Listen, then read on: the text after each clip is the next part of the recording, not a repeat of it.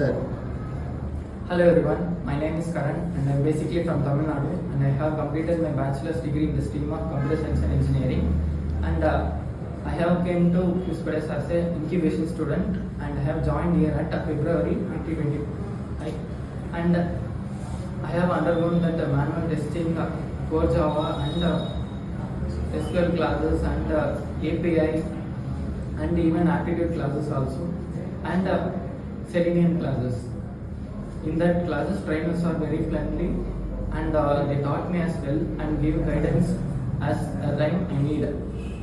So I am now placed in the